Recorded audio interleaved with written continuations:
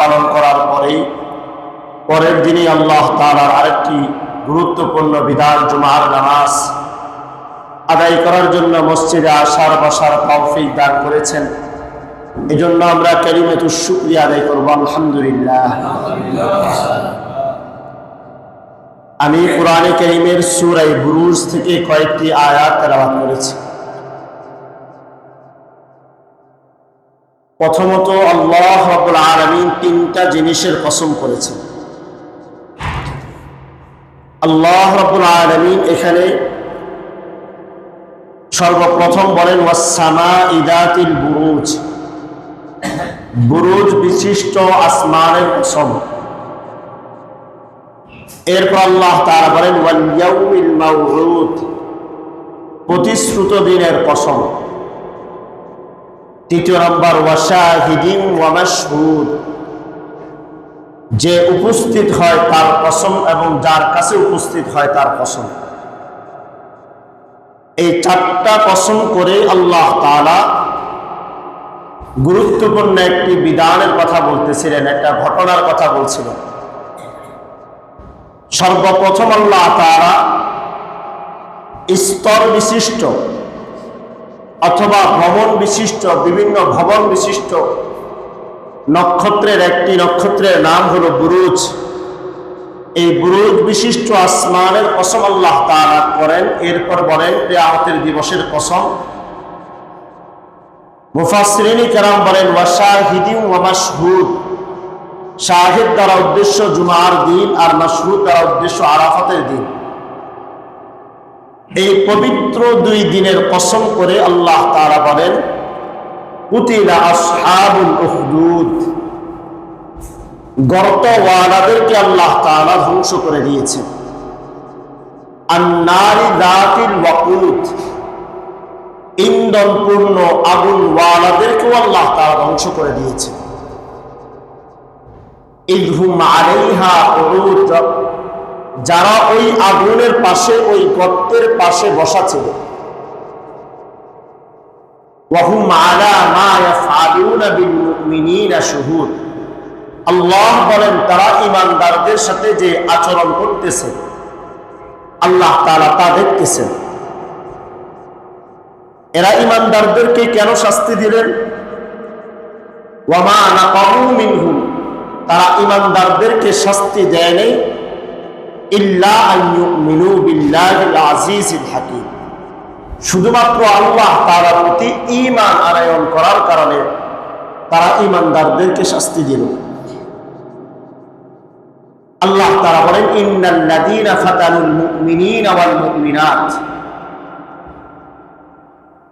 ঈমানদার নারী এবং পুরুষদের মধ্যে থেকে যারা ঈমান আনয়ন করেছে, সুম্মা লাম ইয়াতুবু, এদের মধ্যে থেকে যারা তওবা করে নাই, ফালাহুম আযাবু জাহান্নাম, তাদের জন্য আল্লাহ তাআলা জাহান্নামের শাস্তি রেখে দিয়েছে। ওয়ালাহুম আযাবুল হারিক, এবং তাদের জন্য প্রজ্বলিত আগুনের ব্যবস্থাও করে রেখেছে। চার জিনিসের কসম করলেন। এক নাম্বার বুরুজ বিশিষ্ট আসমানের, প্রতিশ্রুত দিনের, জুমার দিনের, আরাফাতের দিনের। এরপর আল্লাহ তাআলা এক সম্প্রদায়ের দুইটা গুণ বর্ণনা করলেন,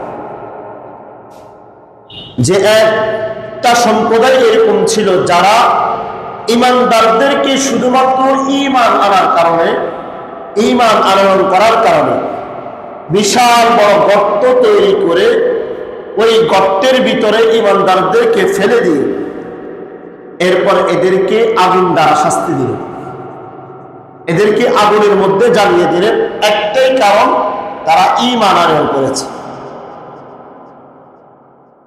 ইসলামের মুসলমানদের উপর যখন জুলুম নির্যাতন হচ্ছিল, তো হযরত খুবাইব রাদিয়াল্লাহু তাআলা আনহু একদিন রাসূলের কাছে গিয়ে বললেন, ইয়া রাসূলুল্লাহ, ইসলাম গ্রহণ করার কারণে, ঈমান আনয়ন করার কারণে আমাদেরকে যে পরিমাণ কষ্ট দেওয়া হচ্ছে, বেলালের মতো একজন ব্যক্তিকে তার বুকের উপরে পাথর দিয়ে চাপা দিয়ে তাকে নির্যাতন করা হচ্ছে, আম্মার বিন ইয়াসির তাকে এবং তার মাকে তার সামনে, সন্তানকে মায়ের সামনে মাকে সন্তানের সামনে নির্মমভাবে আঘাত করে তাকে শহীদ করে দেওয়া হয়েছে।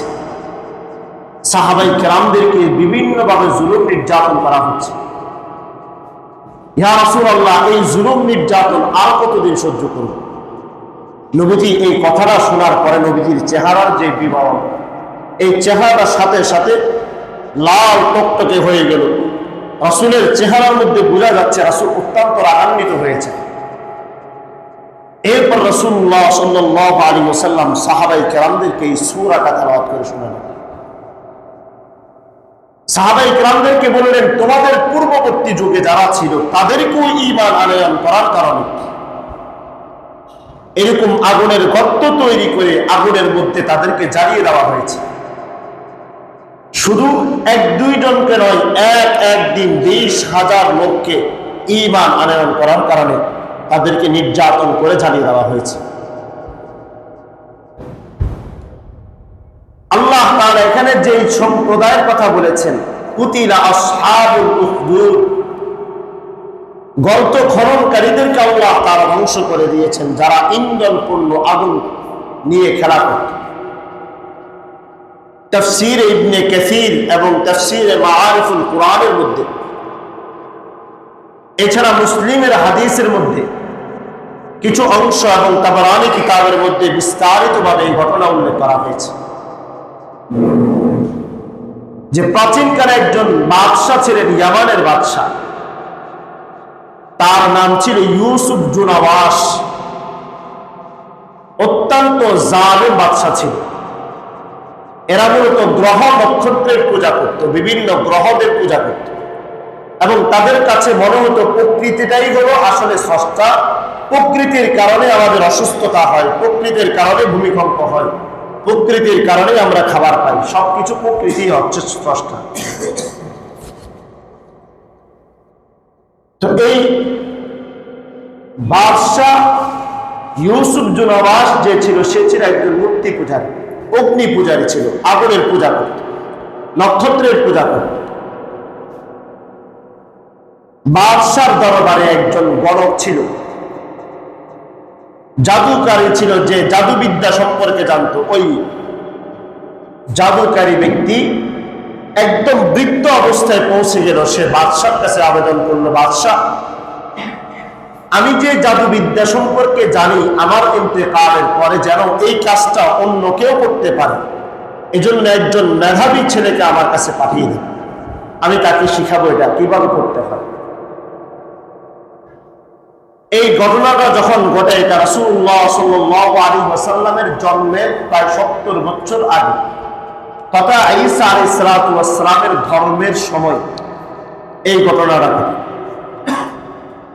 বাদশার কাছে ওই জাদুবিদ্যাকারী সে জানালো, আপনি একজন মেধাবী যুবককে আমার কাছে প্রেরণ করেন। এই বাদশাহ, আমি তাকে শিখিয়ে দিব যে আমার পরে যেন এই সিলসিলা জারি থাকে। বাদশাহ তখনকার সময় ওই ইয়ামানের মধ্যে সবচাইতে যে বেশি মেধাবী ছেলে, তার নাম তাফসীরের কিতাবের মধ্যে লেখা হয়েছে আব্দুল্লাহ ইবনে আমির। এই আব্দুল্লাহ ইবনে আমির কোথাও আব্দুল্লাহ ইবনে তামির লেখা আছে। এই যুবক ছেলেটাকে পাঠালো বাদশাহ। যুবক প্রতিদিন যখন যায় ওই মুরব্বীর কাছে জাদুবিদ্যা শিখে, যে পথে রওনা হয়, যাওয়ার পথে দেখে ওই যাওয়ার পথে আরেকজন ব্যক্তি, যে পাদ্রী, খ্রিস্ট ধর্মের পাদ্রী, সে মানুষকে ধর্মীয় জ্ঞান শিক্ষা দেয়। যুবক প্রত্যেক দিন যখন ওই গণকের কাছে যায়, তখন পাশাপাশি পাদ্রীর কাছেও যায়, তার কাছেও কথাবার্তা শুনে, দুইজনের কথাবার্তা শুনে। যুবক চিন্তা করে দেখলো, প্রত্যেক দিন যখন সে রওনা হয়, তখন জাদুবিদ্যাকারী ব্যক্তির কাছে গেলে তার দেরি হয়ে যায়। তখন সে প্রত্যেক দিন ওই যুবকটাকে নির্যাতন করে। আবার যখন বাসায় ফিরে, তখন বাসায় ফেরার সময় দেরি করে, বাসাওয়ালারা তাকে নির্যাতন করে। যুবক একদিন ওই খ্রিস্ট পাদ্রীর কাছে গিয়ে বলল যে, আমি যখন আপনার এখান থেকে জ্ঞান অর্জন করি, ধর্মীয় জ্ঞান অর্জন করে আমার গণকের কাছে যাই তখন সে আমাকে নির্যাতন করে দেরি হওয়ার কারণে, আবার বাসায় ফিরলে বাসাওয়ালারাও আমাকে নির্যাতন করে। পাদ্রী শিখিয়ে দিলেন তুমি বলবে, যদি জিজ্ঞেস করে ঘরওয়ালারা বলবে যে আমি গণকের কাছে ছিলাম, দেরি করেছে ওখানে। আর গণকে যদি তোমাকে জিজ্ঞেস করে তুমি দেরি করলে কেন, তুমি বলবে বাড়িতে কাজ ছিল এই জন্য দেরি করেছে। খবরদার কোথাও আমার নাম বলা যাবে না, আমি আর কাছে যা আসো এটাও বলা যাবে না। যুবক এভাবে প্রত্যেক দিন পাদ্রীর কাছেও ধর্মীয় জ্ঞান অর্জন করে, আবার ওই ব্যক্তির কাছে গিয়েও জাদুবিদ্যা শিখে। হঠাৎ একদিন যুবকের মনে হলো যে রাস্তার মধ্যে দেখলো কিছু মানুষ ভিড় করে দাঁড়িয়ে আছে। জিজ্ঞাসা করলো এখানে কি হয়েছে। আব্দুল্লাহ ইবনে আমের সে দৌড়িয়ে গিয়ে দেখলো যে রাস্তা চলাচলের পথে একটা ভাগ দাঁড়িয়ে আছে, যার কারণে মানুষ যেতে পারতেছে না। যুবকের অন্তরের সাথে সাথে এই কথা মনে আসলো যে আজকে আমি পরীক্ষা করব যে আমি যে খ্রিস্ট ধর্ম শিখতেছি এটা বেশি সঠিক নাকি যে জাদুবিদ্যা শিখি এটা সঠিক। যুবক একটা পাথর নিয়ে আল্লাহ তাআলাকে বললেন, আল্লাহ, যদি এই খ্রিস্ট ধর্মের যে পাদ্রীর কাছে গিয়ে অর্জন করি, যদি এই পাদ্রী সঠিক হয়ে থাকে, আমি এই পাথরটা মারার সাথে সাথে যেন ওই প্রাণীটা মারা যায়। আর যদি পাদ্রী সঠিক না হয়, গরব ঠিক থাকে, তাহলে আমার এই পাথর নিক্ষেপ করার সাথে সাথে যেন ওই প্রাণীটা না মারা যায়। যুবক আল্লাহ তাআলার নাম নিয়ে যখন ওই পাথরটা নিক্ষেপ করলো, সাথে সাথে ভাগ সেখানে মারা গেল।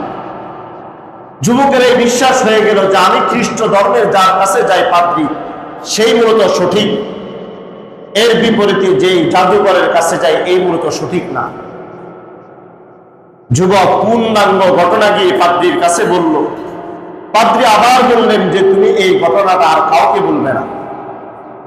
যদি তোমাকে নির্যাতন করাও হয় তাহলে তুমি অন্তত আমার নাম বলবে না, আর কারো নাম বললে বলতে পারো। যুবকের এই ঘটনাটা পুরা এলাকার মধ্যে ছড়িয়ে গেল, সকলেই জানাজানি হয়ে গেল।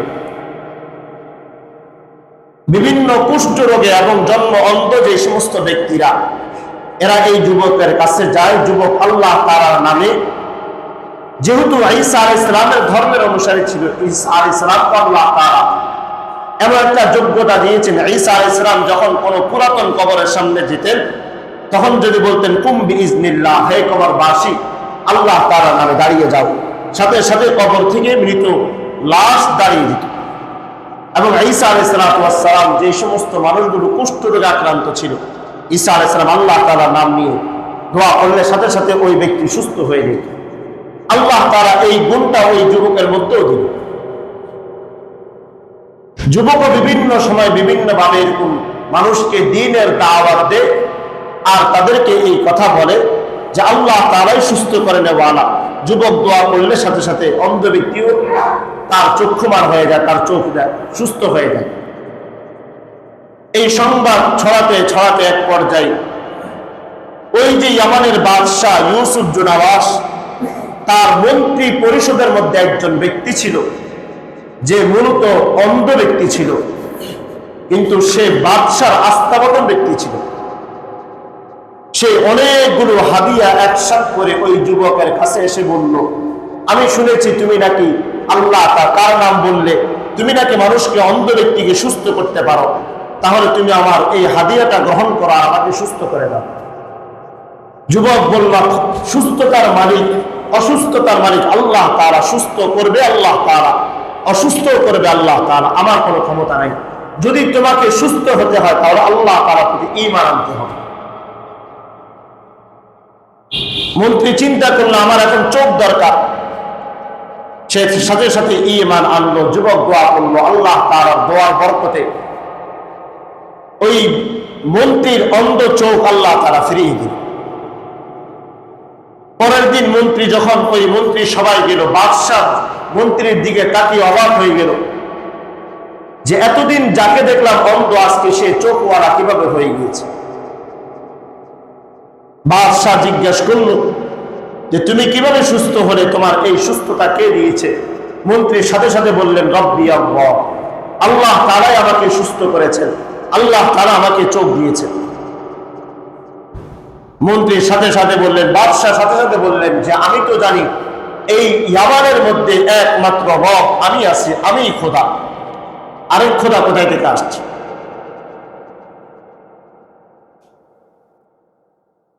এক পর্যায়ে বাদশাহ ওই মন্ত্রীকে তার মন্ত্রিত্ব ফিরিয়ে নিয়ে গেল এবং তাকে নির্যাতন শুরু করে দিল। এই পরিমাণ নির্যাতন করলো, এক পর্যায়ে ওই মন্ত্রী তার এই নির্যাতন সহ্য করতে না পারে যুবকের নামটা বলে দিয়েছে। বাদশাহ ওই যুবককে ডাক দিলেন, যুবককে ডেকে বললেন, তোমার তো দেখি ভালোই ক্ষমতা হয়েছে, তুমি তো দেখি এখন জাদুবিদ্যার মাধ্যমে মানুষকে সুস্থ করতেও শুরু করেছো। যুবক সাথে সাথে বলল যে আল্লাহ তাআলাই সুস্থতার মালিক, আর আমি জাদুবিদ্যার মাধ্যমে নয় বরং খ্রিস্ট ধর্মের মাধ্যমে তথা হযরত ঈসা আলাইহিস সালামের ধর্মের মাধ্যমে আল্লাহ তাআলার কাছে দোয়া করলে আল্লাহ তাআলা সুস্থ করে দেন, এটা আল্লাহ তাআলার ক্ষমতা। বাদশাহ বুঝলেন যে এই যুবকের পক্ষে এই কথা বলা, এই কাজ করা সম্ভব নয়, অবশ্যই তার একজন গুরু আছে। বাদশাহ ওই যুবকের উপর নির্যাতন শুরু করে দিল। যুবক এক পর্যায়ে ওই পাদ্রীর নাম বলে দিল। পাদ্রীকে ধরে নিয়ে আসা হলো বাদশার দরবারে। তাফসীরের কিতাবের মধ্যে লেখা হয়েছে, ওই মুরব্বী পাদ্রীকে যখন নিয়ে আসা হয়, বাদশাহ সাথে সাথে পাদ্রীকে বললেন যে তোমার মাধ্যমে আমার পুরা সম্প্রদায়ের মধ্যে মানুষ আমার যে খোদা, আমার যে স্রষ্টা, আমরা যার পূজা করি, এই পূজা থেকে বিরত হয়ে তোমার এক খোদার প্রতি ঈমান আনা শুরু করেছে। এখনো পর্যন্ত সময় আছে, তুমি আমাকে খোদা মানো, আমাকে রব মানো। পাদ্রী সাথে সাথে বললেন যে আল্লাহ তাআলা ছাড়া আমি কাউকে ভয় করি না, লা আখাফু আহাদান ইল্লাল্লাহ, আমি তো আল্লাহ তাআলাকে ভয় করি। বাদশাহ সাথে সাথে অর্ডার জারি করে দিলেন যে বড় একটা করাত নিয়ে আসো। মুসলিম শরীফের হাদিসের মধ্যে আসছে যে একটা করাত নিয়ে আসার পরে ওই পাদ্রীর মাথা বরাবর এভাবে এই করাতটাকে রেখে বাদশাহ অফার করলেন, এখনো সুযোগ আছে, ঈমান ছেড়ে দাও, তোমাকে ছেড়ে দিব। কিন্তু পাদ্রী ঈমানের উপর অটল অবিচল, ঈমান ছাড়তে রাজি না। একজন ব্যক্তি শুধুমাত্র ঈমান আনয়ন করার কারণে, শুধুমাত্র ঈমান আনয়ন করার কারণে আল্লাহ তাআলা বলেন, ইন্নাল্লাযীনা ফাতানুল মুমিনিনা ওয়াল মুমিনাত সুম্মা লাম ইয়াতুবু ফালাহুম আযাবু জাহান্নাম ওয়া মা নাকামু মিনহুম ইল্লা আন ইউমিনু। তাদেরকে শাস্তি দেওয়া হয়েছে শুধুমাত্র ঈমান আনয়ন করার কারণে। যে ঈমান আমি আর আপনি জন্মের পরে পেয়ে গিয়েছি, জন্মের সূত্রে আমি মুসলমান হয়ে গিয়েছি, সাহাবায়ে কেরামদের ঈমান, পূর্ববর্তী যুগের ঈমানদারদের ঈমান এভাবে আসে নাই। আমারও আপনার বাপদাদার ইতিহাস, এই ভারত উপমহাদেশে হিন্দুদের ক্ষমতা ছিল, তারা ঈমান এত সহজে পেয়ে যায়নি। শুধুমাত্র ঈমান আনয়ন করার কারণে ওই পাদ্রীর মাথা বরাবর, মাঝখান বরাবর করাত দিয়ে দুই টুকরা করে দুই পাশে দুইটা অংশ ফেলে দিয়েছে। এরপর মন্ত্রীকে ধরলো, মন্ত্রীকেও বলল, মন্ত্রীকেও এভাবে জবাই করে শাস্তি দেওয়া হল। বাদশাহ যুবককে বললেন, এখন তুমি বেঁচে আছো, একমাত্র সুযোগ আছে, এখনো পর্যন্ত তুমি আমাকে রব মনে করো। শুধুমাত্র রব ফেরাউন বলে নাই, নমরুদ নিজেকে খোদা দাবি করেছে। ফেরাউন বলছে আনা রাব্বুকুমুল আ'লা, আমি সবচেয়ে বড় খোদা, আমার থেকে বড় খোদা আর কেউ হতে পারে না। এরকম ইয়ামানের ওই বাদশাহ বলল, আমি সবচেয়ে বড় খোদা, এখনো সময় আছে, ঈমান আর ছেড়ে দাও, আর আমার খোদার প্রতি ঈমান আনো, আমাকে রব হিসেবে গ্রহণ করো। বাদশাহ বুঝলেন যে এই যুবক ঈমান ছাড়বে না। তার যে গুরু, তাদেরকে যেভাবে নির্যাতন করা হয়েছে, পাদ্রীকে যেভাবে নির্যাতন করা হয়েছে, মাঝখান বরাবর কেটে দেওয়া হয়েছে, তারপরেও এই লোক ঈমান ছাড়ে নাই, তাহলে তার সাথে তার থেকে কম হবে না। বাদশাহ সৈন্য বাহিনী তৈরি করে দিল, যাও এই যুবককে বিশাল বড় পাহাড়ের উপর উঠাও, এরপর পাহাড়ের চূড়ায় গিয়ে তাকে বলবে যে ইয়ামানের বাদশার প্রতি ঈমান আনো, ইয়ামানের বাদশাকে খোদা হিসেবে গ্রহণ করো। যদি সে তখন আমাকে খোদা হিসেবে গ্রহণ করে, তাকে তোমরা নিয়ে আসবে। আর যদি এই যুবক ঈমান না আনে, আমার প্রতি বিশ্বাস না করে, আমাকে খোদা না মানে, তাহলে তাকে ওই পাহাড়ের চূড়া থেকে নিক্ষেপ করে নিচে ফেলে দিবে। বাদশার কথা মতো সৈন্যবাহিনী ওই যুবককে নিয়ে গেল। সেখানে নিয়ে যাওয়ার পর ঈমানের জন্য তাকে ডাক দিল, বাদশার প্রতি ঈমান আনার জন্য, বাদশাকে খোদা বলার জন্য। যুবক তখন আল্লাহ তাআলার কাছে বললেন, কাফা বিল্লাহি ওয়াকিলা, আল্লাহ তাআলা আমার জন্য উকিল হিসাবে যথেষ্ট। আল্লাহ তাআলাকে বললেন, আল্লাহ আমি আপনার প্রতি ঈমান আনয়ন করেছি, এই বিপদ থেকে আপনি কিভাবে রক্ষা করেন আপনি জানেন। আল্লাহ রাব্বুল আলামিন ওই পাহাড়ের মধ্যে এই পরিমাণ ভূমিকম্প তৈরি করে দিলেন, ভূমিকম্পের কারণে ওই সৈন্যবাহিনী সবাই থরথর করে কাঁপতে কাঁপতে তারা পাহাড়ের নিচে চূড়ায় পড়ে তারা সবাই মারা গেল। যুবক আবার বাদশার কাছে ফিরে আসলো। বাদশাহ জিজ্ঞাসা করলেন, তোমার তাকে যাদেরকে পাঠাইছি তোমাকে হত্যা করার জন্য তারা কোথায়? তখন ওই যুবক বলে দিল যে আল্লাহ তারা এদেরকে ধ্বংস করে দিয়েছেন, আল্লাহ তাআলা আমাকে রক্ষা করেছেন।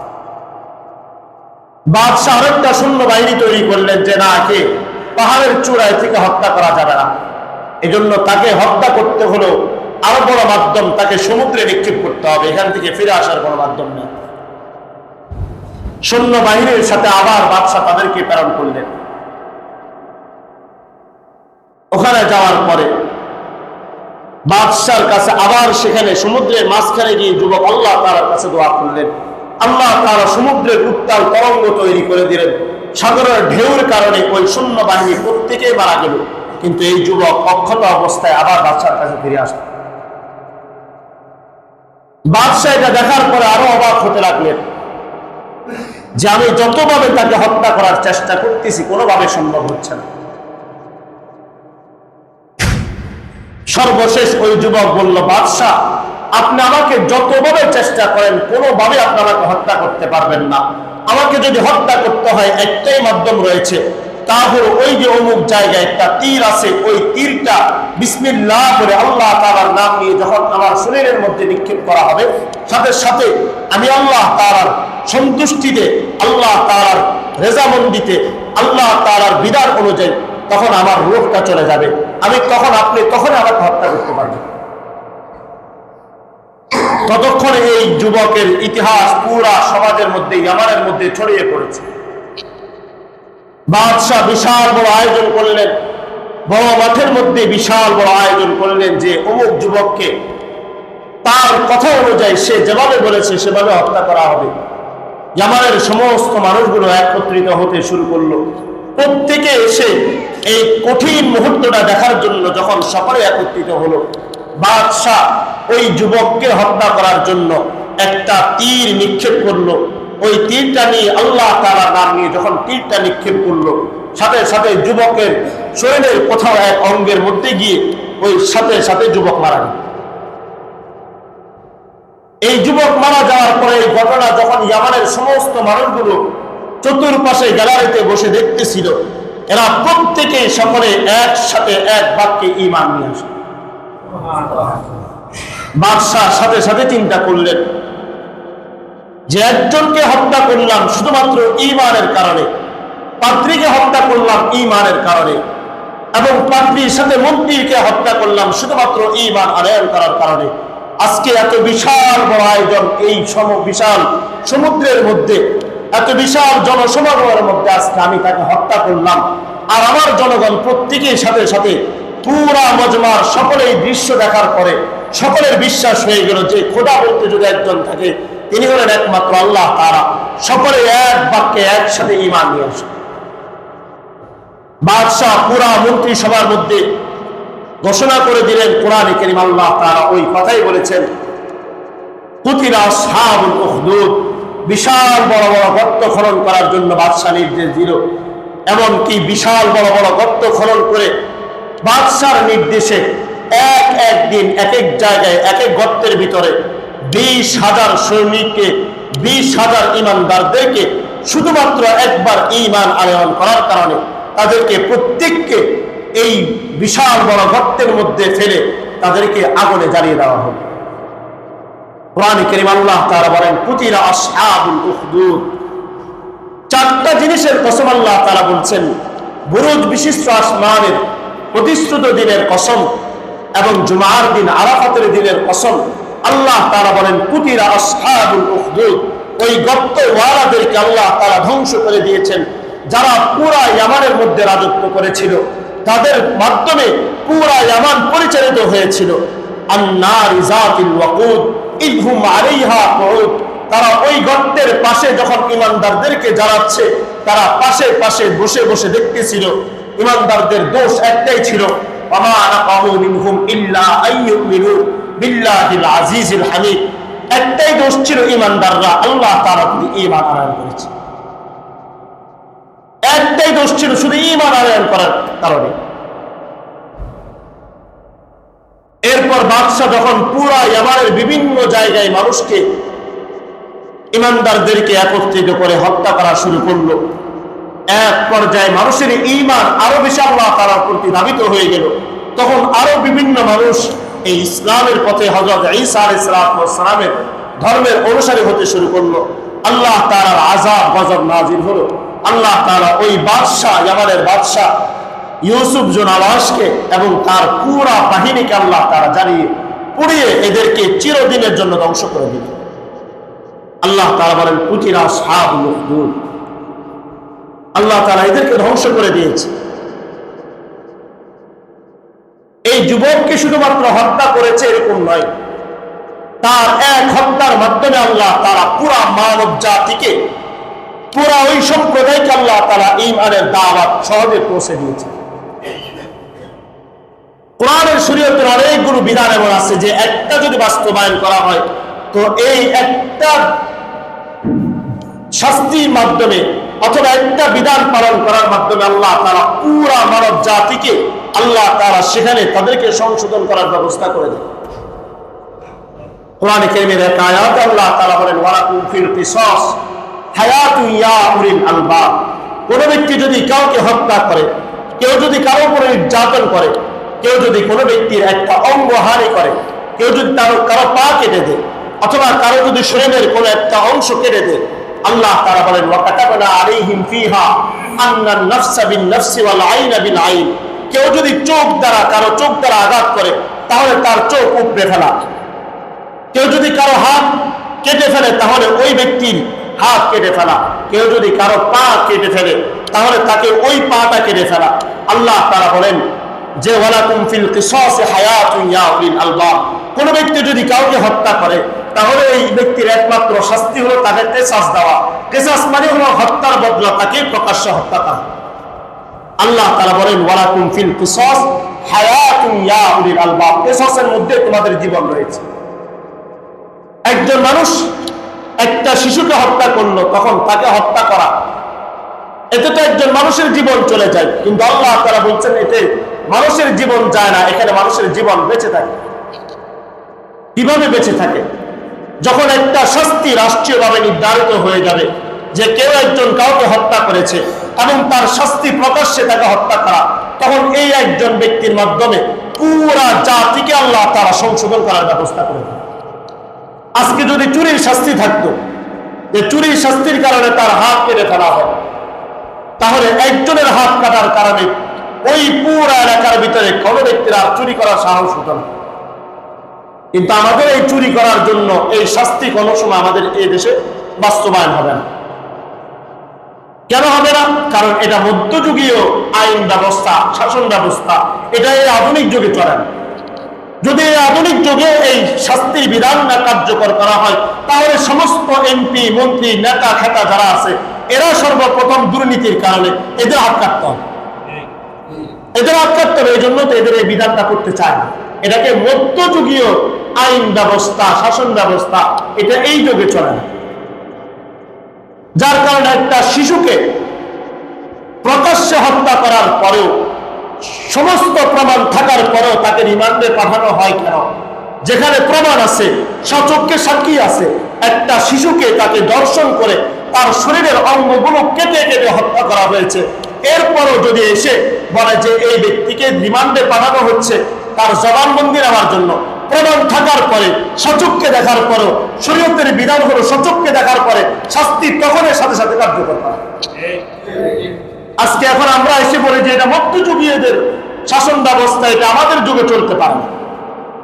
আজকে যে নেতারা এই সমস্ত কথা বলছে, আজকে যদি তার মেয়ে, তার স্ত্রী, তার সন্তান, তার ঘরের কোন মেয়েকে যদি আজকে নির্যাতন করা হতো তাহলে 2 মিনিটের মধ্যে দেশের মধ্যে আইন তৈরি হতে সময় লাগতো।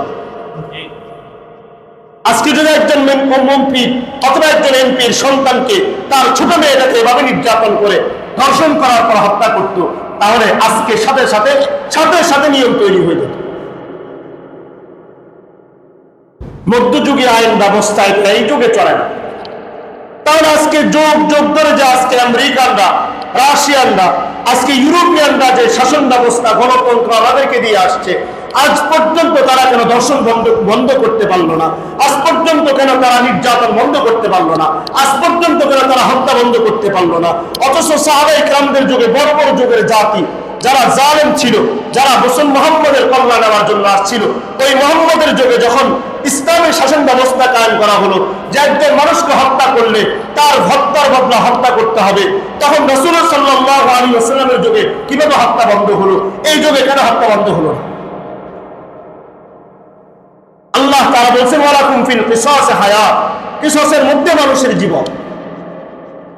আজকে যদি দর্শনের এই নিয়ম, এই আইন তৈরি করা হয় যে একজন দর্শকের শাস্তির সাথে সাথে তাকে প্রকাশ্য হত্যা করা, তাহলে দেখেন একদিন নয়, এই গত 1 সপ্তাহের মধ্যে কতগুলা দর্শনের শিকার হয়েছে। এই নিয়ম করার সাথে সাথে দর্শন বন্ধ হয়ে গেল। কিন্তু এই নিয়ম করলে তো আমাদের যে ভারতীয় যে দাদা বাবুরা আছে তারা খুশি হবে না, আমেরিকানরা খুশি হবে না, কারণ তারা তো বিভিন্ন ছোট ছোট বাচ্চাদেরকে নিয়ে তাদের যৌন ভোগ উপভোগ করার জন্য তারাই ছোট ছোট বাচ্চাদেরকে নিয়ে তাদের যৌন লালসা পূরণ করে। এই জন্য শরীয়তের কিছু বিধান আল্লাহ তারা এরকম রেখেছেন যে বিধানগুলো একটার মাধ্যমে আল্লাহ তারা পুরা মানব জাতিকে পরিবর্তন করে দেয়। না হলে আমাদের একজন ছেলের মাধ্যমে, একটা যুবক ছেলের মাধ্যমে আল্লাহ তাআলা পুরা ইয়ামানের মধ্যে হযরত ঈসা আলাইহিস সালামের ধর্মের অনুসারী বানিয়ে দিলেন। একটা মানুষের জীবন গেল, এর বিনিময়ে আল্লাহ তাআলা হাজার হাজার মানুষকে ঈমানের পথে নিয়ে আসছে। এটার জন্য প্রমাণ আর কি লাগবে?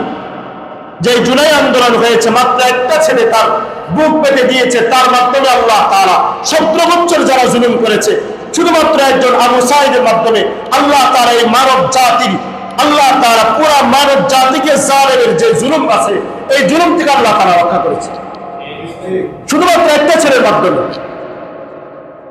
অথচ সে জীবন দিয়েছে, কিন্তু এই এক জীবনের মাধ্যমে আল্লাহ তাআলা হাজার যুবক ছেলেদের, আমাদের সন্তানদের, আমাদের ভাইদের, আমাদের বাবাদের জীবনকে আল্লাহ তাআলা বাঁচিয়ে দিয়েছে। যে ঈমানের কারণে আল্লাহ তাআলা সাহাবায়ে কেরামদেরকেও পরীক্ষা করেছে। হযরত খুবাইব রাদিয়াল্লাহু তাআলা আনহুকে শুধুমাত্র তানঈম প্রান্তরে নিয়ে যাওয়া হয়েছিল এবং ওনার শরীরের মধ্যে চারপাশে ভাবে তারেক মেরে তার শরীরের মধ্যে আঘাত করতেছিল। ওই আঘাত করার কারণে ওনার শরীরের মধ্যে রক্তগুলো বের হচ্ছিল আর বলতেছিল, তুমি একবার মুহাম্মদকে গালি দাও, তুমি একবার মুহাম্মদের দ্বীনকে ছেড়ে দাও, আমি তোমাদেরকে ছেড়ে দিব। তখন খুবাইব রাদিয়াল্লাহু তাআলা আনহু চিৎকার করে বলেছিল, যদি আমার জীবন 100টা হতো আমি মুহাম্মদের জন্য প্রত্যেকটা জীবন দিয়ে দিতাম। আমার প্রত্যেকটা জীবন হতো আমি সবগুলো আল্লাহ তাআলার জন্য এবং মুহাম্মদের জন্য আমার জীবন বিলিয়ে দিতাম। এটা হলো ঈমান, এটা হলো সাহাবায়ে কেরামদের ঈমান। তো এই জন্য শরিয়া যেখানে বাস্তবায়ন হবে সেখানে আমাদের এমপি মন্ত্রীদের ভাতের ভাত তাদের হজম হয়ে যাবে। এই জন্য তারা শরিয়া বাস্তবায়ন করতে চায় না। শরিয়া আসলে তখন মধ্যযুগীয় আইন ব্যবস্থা এভাবে বলে উড়িয়ে। ইসলামী শরিয়া যেখানে বাস্তবায়ন হবে, শরিয়া যেখানে বাস্তবায়ন হয়েছে সেখানে জুলুম কমে গিয়েছে, সেখানে ধর্ষণ কমে গিয়েছে, সেখানে নির্যাতন কমে গিয়েছে, সেখানে দুর্নীতি কমে গিয়েছে, সেখানে চাঁদাবাজিও কমে গেছে। আজকে তো আমাদের এখানে একজন চোরে চুরি করার কারণে আমরা এখানে তাকে খাম্বার মধ্যে বেঁধে ফিরি, কিন্তু যে কোটি কোটি টাকা করে আমাদের দেশ থেকে নিয়ে গেল, আজকে তাদের ব্যাপারে তো আইন ব্যবস্থা করা যাবে না, কারণ 2 দিন পর তো আমাকে বাড়াতে হবে। যদি আজকে নিয়ম করে দেওয়া হয় যে রাষ্ট্রীয় সম্পদ চুরি করার কারণে তাকে এত বছর জেলে দেওয়া হবে বা তার উপরে এই পরিমাণ নির্যাতন করা হবে, তাকে এই শাস্তি দেওয়া হবে, তাহলে তো পরের দিনে আমাদের সমস্ত এমপি মন্ত্রীদের ভাত হজম হয়ে যাবে, এদের গুণও হারাম হয়ে যাবে। কারণ আগে থেকে তো প্রস্তুতি নিচ্ছে চলে যাওয়ার জন্য। এজন্য আল্লাহ তাআলা কোরআনে কারীমের মধ্যে বলেছেন, ওয়ালাকুম ফিল কিসাসি হায়াতুন ইয়া উলিল আলবাব, হে বিচক্ষণ লোকেরা, তোমাদের কিসাসের মধ্যে তোমাদের জীবন।